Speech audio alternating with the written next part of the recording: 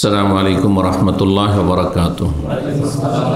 إن الحمد لله نحمده ونستعينه ونستغفره ونعوذ بالله من شرور أنفسنا ومن سيئات أعمالنا. من يهده الله فلا مضل له ومن يضلل فلا هادي له. وأشهد أن لا إله إلا الله وحده لا شريك له وأشهد أن محمدا عبده ورسوله صلى الله تعالى عليه وعلى آله وصحبه وسلم تسليما كثيرا. أما بعد، فإن خير الحديث كتاب الله وخير الهدي هدي محمد صلى الله عليه وسلم وشر الأمور محدثاتها وكل محدثة بدعة وكل بدعة ضلالة وكل ضلالة في النار. أما بعد، فأعوذ بالله من الشيطان الرجيم. وإذ تأذن ربكم لئن شكرتم لأزيدنكم ولئن كفرتم إن عذابي لشديد। সম্মানিত দিনী ভাতৃমণ্ডলী, পর্দার আড়ালের মা এবং বোনেরা, আল্লাহ রাব্বুল আলামিনের প্রশংসা এবং প্রিয় রাসূল সাল্লাল্লাহু আলাইহি ওয়াসাল্লামের উপর সালাত ও সালামের পর আজ বৃহস্পতিবার 19 জমাদাল উলা 1446 হিজরি মোতাবেক 21 নভেম্বর 2024 আমাদের ধারাবাহিক সাপ্তাহিক যে বিষয়ভিত্তিক আলোচনা প্রতি বৃহস্পতিবার হয়ে থাকে, আজকের বিষয়বস্তু আকিকার মাসাইল বা আকিকার বিধিবিধান। গত একটি আলোচনা করেছি নবজাতক শিশু সংক্রান্ত যেসব মাসাইলগুলি রয়েছে, প্রায় যেসব গুরুত্বপূর্ণ বা অধিকাংশ যে মাসাইলগুলি যেগুলির সম্মুখীন আমরা হয়ে থাকি, সাধারণ মুসলিম ভাই বোনেরা হয়ে থাকেন, সেগুলি নিয়ে বিস্তারিত আলোচনা করা হয়েছে। আর আজকে তারই একটি অংশ যেটা বিস্তারিত আলোচনার দাবি রাখে, যার ফলে পৃথক করে সেটাও আগের আলোচনারই একটি অংশ। কারণ নবজাত শিশুর বিধিবিধান বা মাসাইলের একটি গুরুত্বপূর্ণ মাসআলা হচ্ছে যে নবজাতকের জন্য, ছেলে হোক অথবা মেয়ে হোক, আকিকা করা। এই আকিকার মাসাইল আমার সামনে 20টি মাসআলা রয়েছে। ইনশাআল্লাহ তাআলা সংক্ষেপে আপনাদের সামনে যথাসাধ্য আমাদের যে সময় রয়েছে নির্ধারিত, তাতে পেশ করার চেষ্টা করব। আল্লাহ রাব্বুল আলামিন যেন আমাদেরকে বিশুদ্ধ জ্ঞান দান করেন এবং বিশুদ্ধ সহিশুদ্ধ আমলের তৌফিক দান করেন, আর সেদিকেই আমাদের সকলকে ভালো পথে আহ্বানের তৌফিক দান করেন। আকিকা আল্লাহ রাব্বুল আলামিনের শুকরিয়া আদায় করা। যেহেতু আল্লাহ রাব্বুল আলামিন তিনি আপনাকে বহু মানুষের মধ্য থেকে মনোনীত করেছেন একটি সন্তান দিয়ে, ছেলে হোক অথবা মেয়ে হোক, সুতরাং এটি শুকরিয়ার দাবি রাখে যে আল্লাহর দানে আপনি শুকরিয়া আদায় করবেন। আর আল্লাহর শুকরিয়া, যে কোনো নিয়ামতে শুকরিয়া আদায় করলে সে নিয়ামত আপনার স্থায়ী হবে, তাতে আপনি লাভবান হবেন, দিন দুনিয়ার কল্যাণ হবে, বরকত হবে। Wise তাআযানা রাব্বুকুম line শাকারতুম লাযিদান্নাকুম। আল্লাহ রাব্বুল আলামিন সূরা ইব্রাহিমে ইরশাদ করেছেন যে মহান আল্লাহর ঘোষণা, তোমাদেরকে তিনি স্বয়ং জানিয়ে দিচ্ছেন, তাআযানা রাব্বুকুম, আল্লাহ তোমাদেরকে জানিয়ে দিচ্ছেন ঘোষণা করে যে লাইন শাকারতুম, তোমরা যদি আল্লাহর শুকরিয়া আদায় করো, কৃতজ্ঞতা প্রকাশ করো, তাহলে লাযিদান্নাকুম, অবশ্যই আমি তোমাদের নিয়ামতকে বৃদ্ধি করব। সব দিক থেকে বৃদ্ধি করবেন আল্লাহ রাব্বুল আলামিন। জি, আপনার আরও ছেলেমেয়ের প্রয়োজন, ছেলে মেয়ে দেবেন, এটাও বৃদ্ধি। হ্যাঁ, আর যদি মনে করেন আজকালকার মতো ছেলে মেয়ে নেওয়ার ক্ষেত্রে কৃপণ অধিকাংশ মানুষ, শুধু না মুসলিমরাও, পয়সার ক্ষেত্রে লোভ সামলাতে পারে না। গোটা পৃথিবী যদি দিয়ে দেওয়া হয়, তার বলে আর এক পৃথিবী দরকার, যেমন নবী করিম সাল্লাল্লাহু আলাইহি ওয়াসাল্লাম। কিন্তু পৃথিবী, এটা একটা পৃথিবী, দুনিয়ার একটা নিয়ামত। হ্যাঁ, এটা দুনিয়ার নিয়ামত, হ্যাঁ, সন্তান সন্ততি, জনবল, কিন্তু না, পয়সা চাই, শুধু পয়সা আর ক্ষমতা চাই না। যদি ছেলে মেয়ে আজকালকার লোকেরা চাই না, কারণ কাফেরদের দ্বারা প্রভাবিত, কাফেরদের মানসিক গোলামের শিকার। কাফেররা বাচ্চা নেই না, হ্যাঁ, আমরাও বাচ্চা নেব না। কাফেররা নিলেও একবারে সীমিত, একটা নাই দুটো, আমরাও সেই। লা তাত্তাবিউন্না সুনানা মান কানা ক্বাবলাকুম, ভবিষ্যৎবাণী করেছে রাসূলুল্লাহ সাল্লাল্লাহু আলাইহি ওয়াসাল্লাম যে খুব শীঘ্রই তোমরা তোমাদের পূর্বের কাফের জাতিদের অন্ধ অনুকরণ করবে। প্রতিটি পদে পদে এমন কি তারা যদি কোথাও সান্ডা দবের গর্তে ঢুকে তোমরা ঢুকে পড়বে না বুঝে, আর তাই করেছে। দেখেন যে মুসলিমরা কাফেরদের সংস্কৃতি সভ্যতা ছাড়া অন্য কোনো পথে চলছে না, চলে না। একমাত্র হাজারে একজন পাবেন হয়তো যারা দিনকে আগলে ধরা আপনার চেষ্টা করে যাচ্ছে। শতকরা বললেও হয়তো ভুল হবে, সেই জন্য বলছি। জি, কারণ যারা ধরেন ইসলাম পালন করেছে শতকরা হারে আসবে, তারা আংশিক ইসলাম পালন করছে, ব্যক্তি জীবনে কিছু ইসলাম পালন করছে, আর পারিবারিক ক্ষেত্রে সীমিত আকারে, বিয়ে শাদীর ক্ষেত্রে নয় হয়তো, আর রুজি রোজগারের ক্ষেত্রে নয় হয়তো, আংশিকভাবে। আর বাকি জীবনে বিভিন্ন পাপে জড়িয়ে থাকা, যে পাপগুলি কাফেরদের ঘরে হচ্ছে, কাফেরদের জীবনে হচ্ছে, সেই পাপে জড়িয়ে থাকা, পাপে ডুবে থাকা চলছে, নামাজও পড়ছে, আর তারপরে ওই সব পাপগুলি করেছে, এগুলো কাফেররা করে থাকে। তো এই জন্য বলছি যে হাজারে একজন পাওয়া মুশকিল এরকম স্বচ্ছ। আল্লাহ হেফাজত করুন এবং মুসলিম জাতিকে বুঝার তৌফিক দান করুন যে তাদের সম্মান, ইজ্জত দুনিয়া আখিরাতে রয়েছে আল্লাহর দিনকে আঁকড়ে ধরায়। ইসলামে সম্মান রয়েছে। নাহনু কওমুন আযযানা আল্লাহ বিল-ইসলাম। ওমর খাত্তাব রাদিয়াল্লাহু বলছেন, আমরা এমন জাতি, আমাদের কি আল্লাহ, আমরা কিছুই ছিলাম না, বেদুইন ছিলাম, আমরা ওই বকরি ছাগল নিয়ে ছিলাম। জি, মরুভূমির বাসিন্দা ছিলাম। আযযানা আল্লাহ বিল-ইসলাম, আমাদের কোনো রাষ্ট্রীয় ক্ষমতা ছিল না, গোত্রীয় শাসন ছিল। এটা বংশের একজন সর্দার কাবিলা, ব্যাস। আল্লাহ আমাদেরকে সম্মানিত করে, শক্তিশালী করেছে ইসলাম দিয়ে। ইসলাম ছাড়া অন্য পথে, ইহুদি নাসারাদের অনুকরণে, হিন্দুদের অনুকরণে, তাদের পথের পথিক হয়ে তাদের মতো চালচলন বেশভূষা গ্রহণ করে এতেই মনে হয় উন্নতি রয়েছে, এটা যদি মনে করেন, বলছেন তিনি আযাল্লান আল্লাহ, আল্লাহ আমাদেরকে লাঞ্ছিত করে দেবেন, অপদস্থ করে দেবেন, নিচে নামিয়ে দেবেন। তাই করেছেন আল্লাহ রাব্বুল আলামিন। তো কথা না বাড়িয়ে ভূমিকার পরে ফিরে আসি। আকিকা সম্পর্কে 20টি মাসাইলের প্রথম মাসালা, তা হচ্ছে আকিকার হুকুম, আকিকার বিধান কি। হুকুম বলতে ফরজ, ওয়াজিব নাকি? হুকুম কয়টি? 5টি। মাশাআল্লাহ, এটা হচ্ছে পারফেক্ট। ফিকহি উত্তর, ইলমে উত্তর, যে 5টি হুকুম, হয় ফরজ, না হয় জাস্ট তার বিপরীত হারাম, আর না হইলে সুন্নাত মুস্তাহাব, মুস্তাহাবের বিপরীত হচ্ছে মাকরুহ। 4টা হয়ে গেল তাহলে। আর আরেকটা হচ্ছে মাঝামাঝি, মুবাহ, জায়েজ, এদিকে নয় ওদিকে নয়, মাঝখানে। তো এই 5টার কোনটাতে ফেলবেন আপনি? সুন্নাতে মুআক্কাদা, মুস্তাহাব 2 রকমের, করলে ভালো। একটা হচ্ছে এমন সুন্নাত যেটা তাকিদপূর্ণ, তাকিদ রয়েছে, আর একটা হচ্ছে সুন্নত বা নফল, মুস্তাহাব করলে ভালো কিন্তু সেটা আবার তাকিদপূর্ণ নাই, এরকমও নাই। তাহলে সুন্নতটা 2 ভাগে বিভক্ত, বা মুস্তাহাব 2 ভাগে বিভক্ত, মুস্তাহাব মুআক্কাদ, মুস্তাহাব গায়র মুআক্কাদ। তো সুন্নাতে মুআক্কাদা এটি হচ্ছে সঠিক মত, কিন্তু এই মর্মে 3টি মত রয়েছে। আরেকটি মত হচ্ছে যে আকিকা করা ওয়াজিব সামর্থ্য ব্যক্তির জন্য, যার শক্তি সামর্থ্য রয়েছে, আর্থিক সচ্ছলতা রয়েছে, অভাবী যেন নয়। অনেক সময় অভাবীর জন্য করা গুনহার কাজ। অভাবী লোক যদি আকিকা করে, এদিকে ঋণ কর্জা দেয় না, টাকা পাবে, টাকা দেন ভাই, ও টাকা দিচ্ছে না আর আকিকা করে বেড়াচ্ছে, না যাইজ, গুনহার কাজ। যদি ঋণদাতা তলব করে বা তার দেওয়ার সময় হয়ে গেছে, যে সময়টা বেঁধে দিয়েছিলেন, তাহলে আপনার জন্য মোটে আকিকা করা যায় না। মশলাটি আসবে, কিন্তু কথা প্রসঙ্গে বলে দিলাম। এটি একটি আজকের পয়েন্ট 20টির।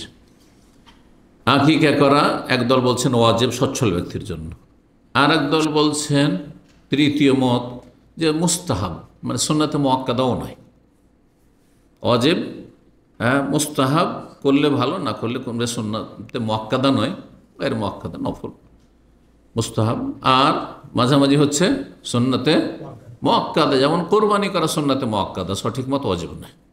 জি, তো এই মতটি শক্তিশালী মত। ইবনে তাইমিয়া রাহিমাহুল্লাহ, ইমাম ইবনে উসাইমিন এই মতটিকে পছন্দ, শেখ ইবনে বাজ বলছেন ইবনে উসাইমিন রাহিমাহুল্লাহ, ফাল আকিকাতু সুন্নাতুন মুআক্কাদা, আকিকা হচ্ছে সুন্নাতে মুআক্কাদা, ইয়ামবাগি লিল কাদির আন ইয়াকুমা বিহা, সচ্ছল ব্যক্তি বা সামর্থ্যবান ব্যক্তি যেন সেটা আদায় করে। আর এটি বিশেষভাবে দায়িত্ব কার? বাবার দায়িত্ব। কিন্তু বাবার পক্ষ থেকে অন্য কেউ দাদা করে দিল, নানা করে দিল, যেমন হাসান হোসেন নবী করিম সাল্লাল্লাহু আলাইহি সাল্লাম স্বয়ং করেছেন, জায়েজ আছে, যে কোনো ব্যক্তি করে দিল।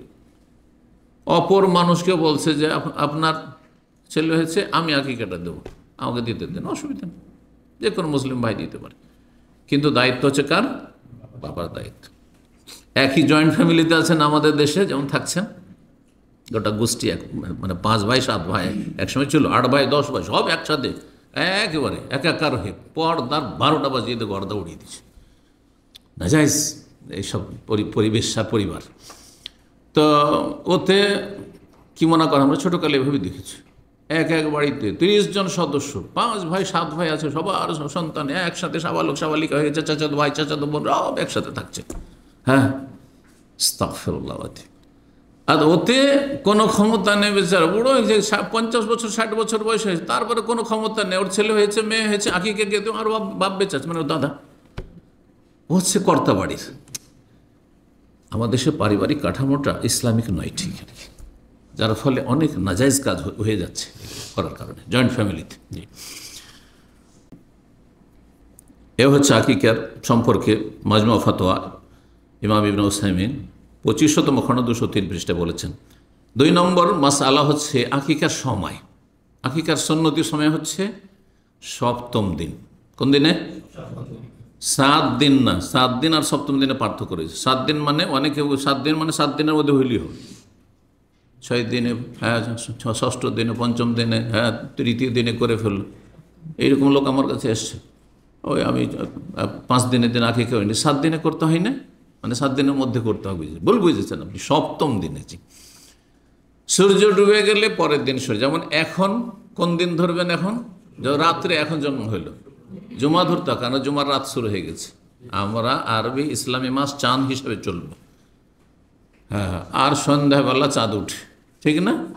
সন্ধ্যাবেলা চাঁদ যখন প্রথম মাসের চাঁদ ওঠে তখন সন্ধ্যাবেলা থেকে মাগরিবের 10 মিনিট আগে যদি জন্ম হয়ে যায় তাহলে বৃহস্পতিবার ধরতাম আজকে, আর মাগরিবের আল্লাহ আকবার আজান হয়ে গেছে, সূর্য ডুবেছে, আর তখন ভূমিষ্ঠ হলো, তাহলে জুমা ধরলাম। এইভাবে 7ম দিন আকিকা দেবে। যদি সেটা সম্ভব না হয় তাহলে অধিকাংশ ওলামাদের মত যে তারপরে যে কোনো সময় দেন। তার মধ্যে একটি হাদিস রয়েছে 14 দিনে অথবা 21 দিনে, হাদিসটি রয়েছে। বুরাইদা রাদিয়াল্লাহু হাদিসটি বর্ণনা করেছেন। হাদিসটি রয়েছে সুনানে বাইহাকিতে। বলছেন, আল আকিকাতু তুযবাহু লিসাবিন, আকিকা জবাই করতে হবে 7ম দিনে, ওয়ালি আরবাত আশা, আউলে আরবাত অথবা 14 দিনে, মানে যেটা 14তম দিন, চতুর্থদশ, আউলে এহদাইশিন অথবা 21তম দিনে। আল্লামা আলবানী রাহিমাহুল্লাহ সহিহুল জামিতে সহিহ বলেছেন, আবার এরওয়াল গালিলে গিয়ে হাদিসটিকে জয়ীফ বলেছেন, যার ফলে হাদিস অধিকাংশ ওলামাদের কাছে দুর্বল। এই জন্য সঠিক মত হচ্ছে সুন্নত হচ্ছে 7 দিনে, দিনে 7ম দিনে, আর তারপরে যে কোনো সময় করতে পারে। এইটা প্রায় সমস্ত ওলামাদের মত, সমস্ত মাযহাবের মত। আর অধিকাংশ আহলে হাদিসের 1-2 আমাদের দেশীয় আলেম ছাড়া আরব কোনো আহলে হাদিস সালাফি পাবেন না যে বলছে যে না 7ম দিনের পর আকিকা চলবে না, খুঁজেই পাবেন না। যার ফলে 7 দিনে 7ম দিনে আকিকা হইতে হবে, তারপরে নাজাইজ, এই ফতোয়া নাজাইজ, এই ফতোয়া নাজাইজ। কি বুঝলেন? এই ফতোয়া কর্ণপাত করবেন না, ভুল ফতোয়া। জি, নাসাইতে হাদিস রয়েছে, হাসান বসরি বর্ণনা করেছেন সামরা থেকে, রাসূলুল্লাহ বলেন, আল গোলাম মুরতাহানুন বিআকিকাতিহি, গোলাম মানে বালক, বালক বালিকা দায়বদ্ধ থাকে আকিকার সাথে, বাধা থাকে। এর অর্থ কি? বিভিন্ন মত রয়েছে ভাষ্যকারদের। শয়তান অনিষ্ট থেকে সুরক্ষিত থাকে না। আবার যদি সচ্ছল ব্যক্তি হয় তাহলে আল্লাহ রাব্বুল আলামিনের কাছে সুপারিশের, এই বাচ্চা যদি নাবালক অবস্থায় মারা যায় সুপারিশ করবে না বাবার জন্য, এইসব ব্যাখ্যা করা হয়েছে। যাই হোক, মানে একটি গুরুত্ব দেখানো হয়েছে। তুজবাহ আনহু ইয়াউমুস সাbt, সপ্তম দিনে জবাই করা হবে, মানে জবাই করা যেন হয়। ওয়ুসাম্মা, এবং নাম রাখা হবে, কিন্তু এর আগে আলোচনা করেছি নাম তার আগেও রাখা যেতে পারে। প্রথম দিন রাখা যেতে পারে, তৃতীয় দিনে গত আলোচনাতে সেগুলো আলোচনা। ওয়ুহুল্লা করা আসো, এবং মাথা মুন্ডন করা হবে, তার মাথা মুন্ডন বিস্তারিত আলোচনা আসছে। হাদিসটি আল্লামা আলবানী সহি বলেছেন। 3 নম্বর মাসালা হচ্ছে আকিকার পরিমাণ কতটা হইতে হবে, কতটা হইতে হবে। ছেলে সন্তান যদি হয় তাহলে কি করতে হবে? দুটো দিতে হবে ছাগল, জি ছাগল দিতে হবে, জি বকরা বকরি, মেষ ভেড়া ভেড়ি, জি দুম্বা দুম্বি। আর যদি কন্যা সন্তান হয় তাহলে একটি, কারণ মা আয়েশা রাদিয়াল্লাহু তাআলা আনহা থেকে বর্ণিত হাদিস রয়েছে সুনান ইবনে মাজায়, বলছেন তিনি আমারানা রাসূলুল্লাহ সাল্লাল্লাহু আলাইহি ওয়াসাল্লাম, রাসূল আমাদেরকে নির্দেশ দিয়েছেন আর নাউক কানিল গোলামে, গোলামের জন্য আমরা আকিকা করি শাতাইনে, দুটো ছাগল। ছাগল হাদিসে যেহেতু শাতুন বকরি এসছে, এই জন্য অনেক ওলামারা বলছেন যে বকরা বকরি করাটা আপনার মেষের চাইতে ভালো, মানে ভেড়া ভেড়ির চাইতে, কিন্তু জায়েজ আছে। ওয়ানিল জারিয়াতে শাহ, এবং কন্যা সন্তানের পক্ষ থেকে একটি বকরি। আল্লামা আলবানী হাদিসটিকে সহিহ ইবনে মাজাহ সহি বলেছেন। 4 নম্বর মাসআলা, যে ছেলে সন্তানের জন্য আর মেয়ে সন্তান, তাই না, সন্তান 2 রকম। ছেলে সন্তানের জন্য বকরি পাঠি জবাই করতে পারবেন কিনা, আর মেয়ে সন্তানের জন্য পাঠা খাসি জবাই করতে পারবেন কিনা, নাকি যেহেতু ছেলে সন্তান সেই জন্য পাঠাই হইতে হবে, খাসি হইতে হবে, আর মেয়ে সন্তান সুতরাং বকরা নয় বকরি হইতে হবে, এমন মশলা আছে না? এমন মশলা নেই, সবটাই চলবে। এ মর্মে উম্মে কুরজ রাদিয়াল্লাহু তাআলা আনহা থেকে হাদিস বর্ণিত হয়েছে, তিনি বলেন যে তিনি রাসূলুল্লাহ সাল্লাল্লাহু আলাইহি ওয়াসাল্লাম বলতে শুনেছেন আনিল গোলামে শাতানে, বালক ছেলে সন্তান দুটো বকরির কথা বলেছেন, জি। ওয়ানিল জারিয়াতে শাতুন লা ইয়াযুররুকুম যুকরানান কুননা মিনাসা, তোমাদের কোনো ক্ষতি নাই যে ছেলে সন্তান হোক মেয়ে সন্তান হোক, আর সেই ক্ষেত্রে পাঁঠা হোক আর পাঁঠি হোক, কোনো অসুবিধা নেই। হাদিসটি আবু দাউদে রয়েছে, আল্লামা আলবানী হাদিসটিকে সহি বলেছেন সহিউল জামে আস-সগীরে। 5 নম্বর মাসআলা, সেটা হচ্ছে ছেলে সন্তানের জন্য কয়টি আকিকা বলা হইল? 2টি যে করবেন, এই ক্ষেত্রে সুন্নত মুস্তাহাব হচ্ছে, উত্তম হচ্ছে যে আপনি দুটো সমবয়সী করবেন, হ্যাঁ, যাতে দুটোতে সমতা থাকে, মানে খুব বেশি পার্থক্য না থাকে। কারণ গোস্তের দিক থেকে একটা ধরেন হবে 30 কিলো, আর একটা 20 কিলো 15 কিলো, এমন না, 19-20 হবে, 25 থেকে 30-এর মধ্যে যেন দুটো হয়, অথবা 20 তো 18-20 এইরকমই, 19-20 যেন হয়। মোতাকাফিআতানে দুটো যেন সমবয়সী হয়, কাছাকাছি হয়, দেখতে একই রকম যেন 19-20 হয়। হাদিস এই মর্মে বাইহাকিতে রয়েছে, যে হাদিসে রয়েছে আনিল গোলামে শাতানে মোতাকাফিআতানে, দুটো বকরি যেন সম পরিমাণ হয় অথবা সমান হয়, সমান সমান হয়, জি একই রকমের হয়, একই ধরনের মোটামুটি। সেটা কিসের দিক থেকে? গোস্তের পরিমাণের দিক থেকে, সৌন্দর্যের দিক থেকে ইত্যাদি, রঙের দিক থেকে কোনো জরুরি নাই, জি, বা কোনো সুন্নত নাই। হাদিসটি আল্লামা আলবানী সহি বলেছেন, বাইহাকিতে হাদিসটি রয়েছে। 6 নম্বর মাসআলা, জি মাসলা, যদিও মাসলা এসে গেছে এটা, তারপরে মাসালা আলাদা করে বর্ণনা করেছেন হালি জুজু যাবহ শাতিন ওয়াহনা, মাসালা এটা বলা হয়নি। মাসলা যেটা বলেছি আমরা সেটা হচ্ছে যে ছেলে সন্তানের পক্ষ থেকে বকরি জবাই করতে পারবেন, আর মেয়ে সন্তানের পক্ষ থেকে বকরা জবাই করতে পারবেন, ঠিক না? এখন মাসলা হচ্ছে যে একজন হয়তো অভাবী, ও দুটো দিতে পারবে না, ছেলে সন্তান হয়েছে, তাহলে একটা দেওয়া চলবে কি না? চলবে, জি। এই ক্ষেত্রে আপনি কষ্ট করে ঋণ কর্জা করে আর আপনার সংসার চালানো মুশকিল হচ্ছে, এদিকে এই মাসে আমি বাপ মাকে খরচ দেওয়া জরুরি ছিল, দিতে পারলাম না, কি কারলাম সেজন্য, এগুলো জরুরি কাজ ছিল, সেগুলো বাদ দিয়ে দুটো ছাগল দিতে যাবেন না, করবেন না। আপনি যদি আপনি পারেন আপনার সচ্ছলতা অনুযায়ী তাহলে করবেন, না হলে একটি যথেষ্ট। একটি যথেষ্ট। ইবনে উসাইমিন রাহিমাহুল্লাহ বলছেন, ফাইনাল্লাহ মেজিদুল ইনসান ইল্লা শাতান ওয়াহিদা, কোনো ব্যক্তি যদি একটি ছাগল পায়, মানে একটি ছাগল তার আছে, একটি ছাগলের পয়সা আছে, আজ যথেষ্ট হয়ে যাবে। ও হাসাল বেহাল মাকস, উদ্দেশ্য হাসিল হয়ে যাবে। লাকিন ইযা কানা কাদ আগনাহু, তবে আল্লাহ যদি তাকে সচ্ছল করেন, ফালিসনাতান আফজাল, দুটো হচ্ছে বেশি উত্তম, দুটো বেশি উত্তম। কারণ নবী সাল্লাল্লাহু আলাইহি সাল্লাম থেকে হাদিস রয়েছে, নাসাই তো রয়েছে দুটো দুটো করে করেছেন, আর আবু দাউদে রয়েছে একটি করে, কিন্তু ঘটনা একটি, যার ফলে হাসান হোসেনের ঘটনা। তো এই ক্ষেত্রে তো দুই রকম তো হওয়ার কথা না। এই জন্য ওলামারা বলেছেন যে দুইটি করেই করেছিলেন, এটাই বেশি সহি হাদিস। কিন্তু আরেকটি হাদিস আছে, এটি জয়ীফ নয়। যদি দুটোই সহি হয় আর একটি বেশি সহি হয়, তো যেটা কম সহি, যদিও সহি হাদিস সনদের দিক থেকে, সেটাকে সাজ বলা হয়, মানে পরিত্যাগ। তারপরেও জায়েজ আছে যাদের অভাব আছে তাদের জন্য।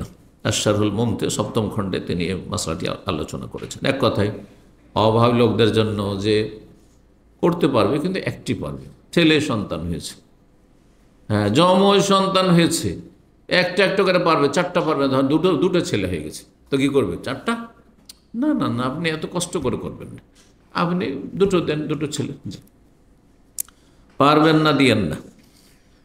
7 নম্বর মাসআলা, সেটি হচ্ছে যে আকিকাতে শরিকানা চলবে, ভাগ, যেমন কোরবানির ভাগ, উটে ভাগ আছে, গরুতে ভাগ আছে, সফরে না। এই ফতোয়া 1400 বছর ইতিহাসে ছিল না, এটা শুধু বাংলাদেশে এই 2-4 জনও বলে বেশি হবে, মানে 1-2 জন বলেছে, হ্যাঁ একই সংগঠনে, তার সাথে যারা আছে 2-1 জন ব্যাস। আর এইগুলোকে যদি আলেম বলেন তো ঠিক, এগুলো মানে আলেম মানে শরীয়তের ভাষায় যারা আলেম, সেখানে বাজ ইবনে উসাইমিন, আলবানি, এরা হচ্ছে আলেম। আপনি যদি বলেন যে আমাদের ইন্ডিয়া বাংলাদেশে এরকম আলেম, এগুলো আলেম, তাহলে ওই কামেল টাইটেল পাস করলে আলেম আর দৌড়া পাস করলে আলেম। জি না না, এই ভাষাগুলো নাই, আসলে এই উক্তির কোনো মূল্য নেই। জি, যেই উক্তি 1400 বছর ইতিহাসে হানাফি মজহাবের যারা আইম্মা, আবু হানিফা, আবু ইউসুফ মোহাম্মদও বলেননি, শাফি মজহাবের যারা আইম্মা, ইবনে হাজার, ইমাম নওয়ী, আর তারপরে তার আগে ইমাম শাফি, আর ইমাম শাফির ছাত্র তারাও বলেননি, আর ইমাম আহমদ বিন হাম্বাল আর তার অনুসারী যত আইম্মায় হানাবেলা রয়েছেন তারাও বলেননি, আর তারপরে ইমাম মালিক এবং তার মজহাবের যে বড় বড় আইম্মা রয়েছেন তারাও কেউ বলেননি। আহলে হাদিসের বিশিষ্ট উলামা কেরাম ইবনে তাইমিয়া আর ইবনুল কাইয়িম, শেখ আলবানী, শেখ ইবনে বাজ, ইবনে উসাইমিন, তারাও বলেননি। আর আপনি এক ফতোয়া দেবেন আর ওটাকে চালিয়ে দেবেন বাজারে, এটা ঠিক নয়, আসলে ঠিক নয়। সুতরাং এই ফতোয়াতে আপনারা দ্বিধাগ্রস্ত হবেন না। এই ফতোয়া হচ্ছে সাজ ফতোয়া, বিরল ফতোয়া। ভাগ চলবে না কিসে? কোরবানিতে। এটা বিরল ফতোয়া, সাজ ফতোয়া। সাজ ফতোয়া ছেড়ে দেওয়া ফরজ। যেমন শেখ আলবানী রাহিমাহুল্লাহর কিছু কিছু বড় আলেমেরও সাজ কিছু মানে বিরল ফতোয়া আছে, ছেড়ে দেওয়া জরুরি। তার ফতোয়া হচ্ছে যে মহিলাদের গোলাকার কোনো অলঙ্কারই চলবে না। যদি আজকাল মহিলাদেরকে বলেন হ্যাঁ বিয়ে করতে গিয়ে তোমার গোলাকার চলবে না, তাহলে আপনাকে কেউ বিয়ে করবে না। আর ঘটেছে, আলহাসা একজন সৌদি আমাদের ইসলামিক সেন্টারের মেম্বার ছিলেন এক সময়, 2000 সালে 99-এ কয়েক বছর ছিলেন উনি প্রথম দিকে। তো উনি শেখ আলবানীর এবার অন্ধ মুকাল্লিদ ছিলেন এই মাসলায়, বিশেষ করে যে না জাহাব মোহাল্লাক চলবে না, গোলাকার চলবে না। তো আর আরও মহিলারা তো অলঙ্কার তো বুঝতে পারেন যে মাথাতে পামে তো অলঙ্কারের তার ঢাকা থাকে, হ্যাঁ বিয়ের দিনে বিশেষ করে।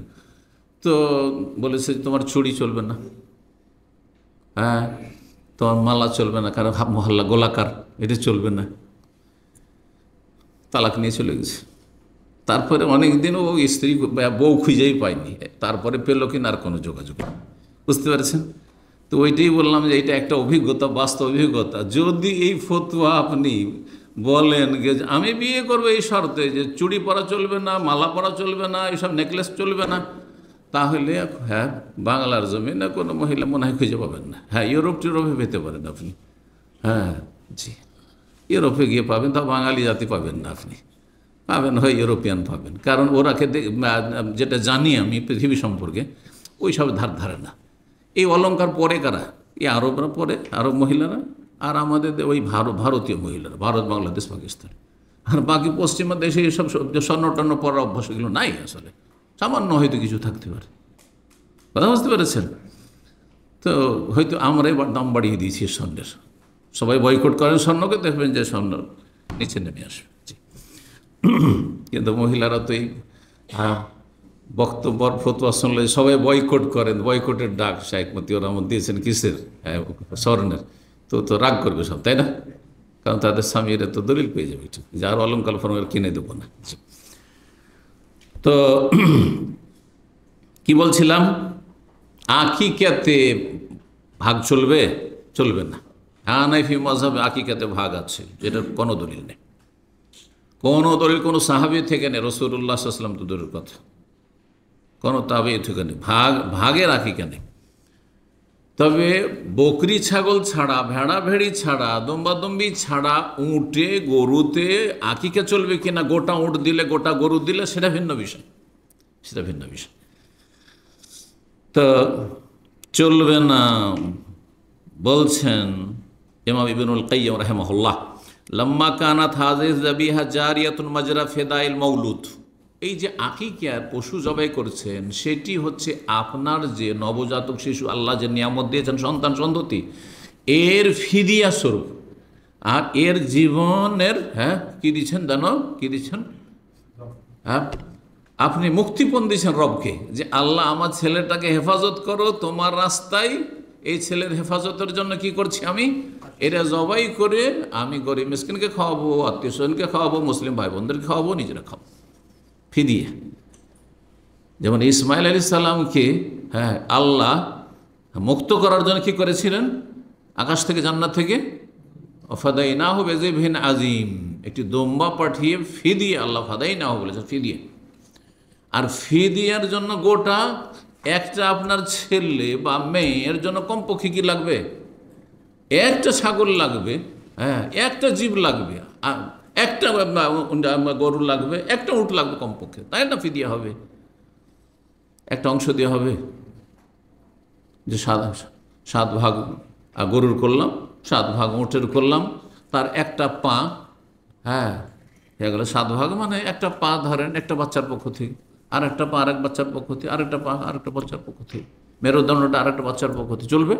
ফিদিয়া হবে না, এইভাবে ফিদিয়া হবে না। এই কথাই বলছেন ইমাম ইবনুল কাইয়্যিম রাহিমাহুল্লাহ, বিশিষ্ট ছাত্র তিনি শাইখুল ইসলাম মুজাদ্দিদ ইবনে তাইমিয়া রাহিমাহুল্লাহ। জি, তো তিনি বলছেন যেহেতু এটি ফিদিয়া নবজাতকের জন্য, কান আল মাশরুফি দামান কামেলা, সুতরাং শরীয়ত সম্মত বিধান হচ্ছে যে পূর্ণ জীবের, পূর্ণ প্রাণীর রক্ত প্রবাহিত করতে হবে।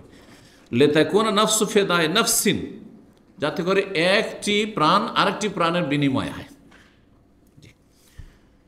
ওয়াইদান ফালাউ সাহাফি আল ইশতারাক লামা হাসাল মাকসুদ মিন ইয়াকাদ্দাম আনিল ওয়ালাদ ফাইনা ইয়াকাদ তাকাওয়ান ওয়াহিদিন, রক্ত প্রবাহিত করা একটি জীবের করলেন আপনি, তো একটি জীবের রক্ত প্রবাহিত করিয়ে আপনি 7টা ছেলে মেয়েরা, আপনার 5 ভাই আছেন আর আমাদের বোনেরা আছে, তাদের ছেলে মেয়ে মিলিয়ে 7টা হয়ে যাচ্ছে, দিচ্ছেন, তো রক্ত প্রবাহিত করা হলো না আপনার বাচ্চার পক্ষ থেকে? আংশিক হলো না কাজ। একজনের পক্ষ থেকে, একটা বাচ্চার পক্ষ থেকে রক্ত প্রবাহিত করা হলো, কারণ একটা প্রাণী। আর ওয়াইয়াহসুলুল বাকিল আওলাদ ইখরাজুল লাহমি ফাকাত, আর অন্য যে আর 6 জন, তাদের পক্ষ থেকে শুধু গোস্ত হলো, 10 কিলো করে গোস্ত হলো, ভাগাতে 20 কিলো করে গোস্ত হলো না হয়, জি এরকম হলো।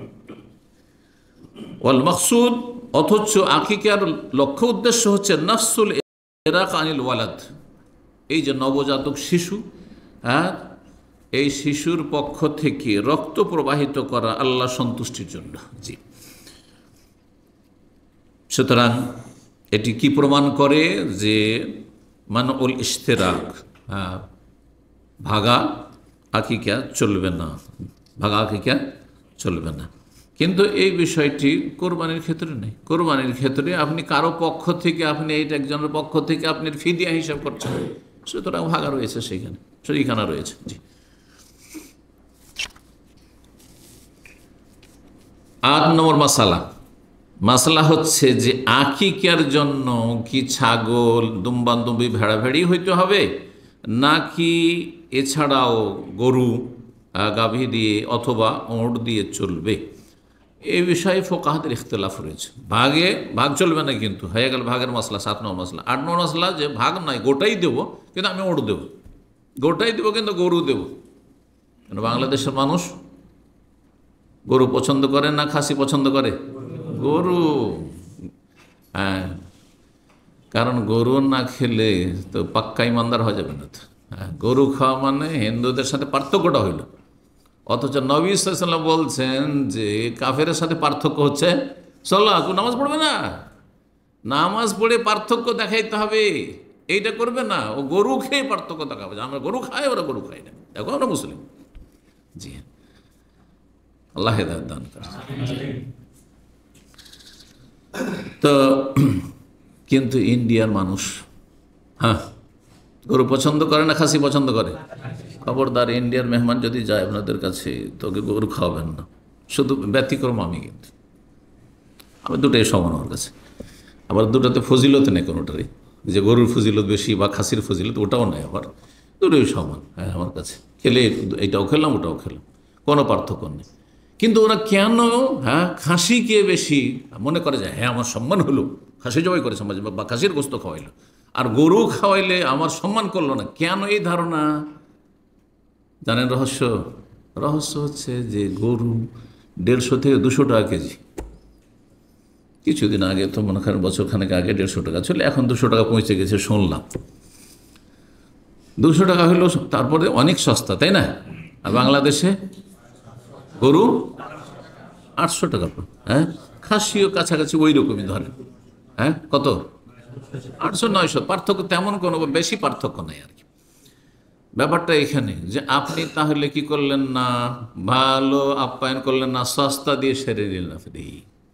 হ্যাঁ, সস্তার দুরবস্থা। হ্যাঁ, সুতরাং আমি তার ভিআইপি মেহমান নয়, যে আমার যথাযথ মূল্যায়ন হলো না, এই ভুল ধারণা আসলে। যাই হোক, তারপরে কোথাও মেহমান হইলে এটা একটা মশলা জেনে নেন, বাড়িওয়ালার যা আছে তাই খাওয়াবে। এতে আপনার, হ্যাঁ, মূল্যায়ন হইল না, আপনার সম্মান হইল না, এই কথা ভাবা আপনার মূর্খামিট। আপনি আপনার পয়সা দিয়ে তাহলে দেন, হাজার যা তার আছে, যা জুটছে তাই খাওয়াবে।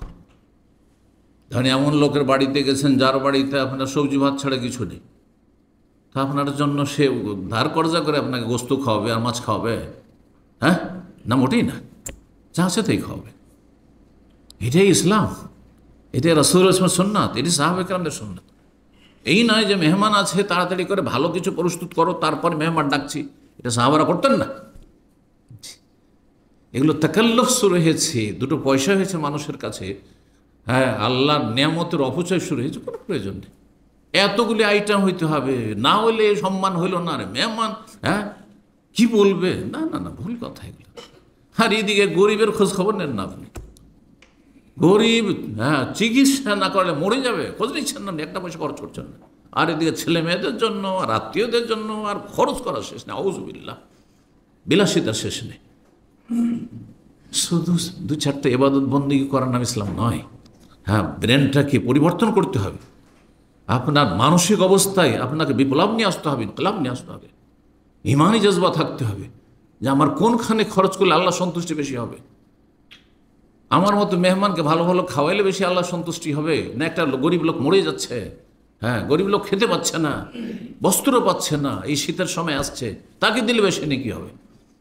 জি, কিন্তু না, স্বার্থ, কাকে খাওয়াইলে আমার স্বার্থ হাসিল হবে, কাকে দিলে আমার বেশি লাভ আছে, বেনিফিট আছে দুনিয়ার। এই হচ্ছে আজকালকার দুনিয়া। আল্লাহ বুঝার তৌফিক দান করুন। তো ফোকাহাদের ইখতিলাফ রয়েছে। ইমাম ইবনুল মুরজাল বলছেন যে ওয়াখতালাফু ফিল আকিকাতি বিগাইরিল গানাম, ছাগল ছাড়া, ছাগল, দুম্বা, ভেড়া ছাড়া অন্য কিছু দিয়ে আকিকা চলবে কিনা এই বিষয়ে সালাফদের যুগ থেকে ইখতিলাফ চলে আসছে, মানে সাহাবায়ে কেরামদের আমল থেকে ইখতিলাফ চলে আসে। নবী সাল্লাল্লাহু আলাইহি ওয়াসাল্লাম তো কোনো প্রমাণ নেই কিন্তু উট বা গরুর। কিন্তু আনাস বিন মালিক রাদিয়াল্লাহু তাআলা আনহু থেকে একটি রিওয়ায়াত বর্ণিত হয়েছে তার আমল, আন্নাহু কানা ইয়াউক আন ওয়ালাদিহিল জাজুর, তিনি তার সন্তানের পক্ষ থেকে কি করতেন? উট আকিকা দিতেন। আবু বকরা থেকে বর্ণিত হয়েছে আরেকজন সাহাবী আন্না নাহারান ইবনে আব্দুর রহমান, তার ছেলে আব্দুর রহমান যখন ভূমিষ্ঠ হয় তখন তিনি জবাই করেছেন জাজুরান, উট জবাই করেছেন। ফাআতম আহলাল বাসরা, তিনি বাসরায় থাকতেন, বাসরা বাসীকে খাইয়েছিলেন উট জবাই করে। ছাগল দিয়ে গোটা শহরের লোককে খাওয়ানো যাবে না। আজকালকার মতো শহর ছিল না, তখনকার বাসরা শহর আজকালকার একটা মহল্লা সমানো নয়। আল খালি যে মহল্লা, ছোট্ট একটা মহল্লা সমানো নয়, এর চাইতে ছোট। তখনকার শহর মানে 25-50টা লোক বাস করে। আমার দেশের গ্রামে অন্তত এক একটা গ্রামে 500 থেকে 1000 বা তারও বেশি ঘরবাড়ি রয়েছে। জি, আর তারও বেশি মানুষ বাস করে। তো তারপরে হাসান বসরি থেকে বর্ণনা করেছেন যে আনাস বিন মালিক কি করতেন, তার ছেলের উট জবাই করে আকিকা দিতেন। আর আবু বকরের কথা বর্ণনা করেছেন, ইত্যাদি সব রিওয়ায়াতগুলি রয়েছে। কিন্তু যখন আবু বকর জবাই করেন, ওয়ান কারাবাদহুম জালিকা, অন্যরা তার উপর আপত্তি করে প্রতিবাদ করেছিলেন। তাহলে বোঝা গেল যে তখনকার যুগে বিষয়টা এটা কেন করলেন? এটা আবু বকর সাহাবী করলে কি হবে, রাসূলুল্লাহ সাল্লাল্লাহু আলাইহি ওয়াসাল্লাম করেননি, তাহলে আপত্তি ছিল তখনই। জি, এই জন্য আপনি উট অথবা গরু জবাই করতে যাবেন না, কি করবেন? সুন্নাত তরিকায় ছাগলই জবাই করবেন। কিন্তু সালাফ থেকে কিছু কিছু বর্ণনা রয়েছে, এই জন্য কেউ কেউ জায়েজ বলেছেন, কিন্তু গোটা দিন।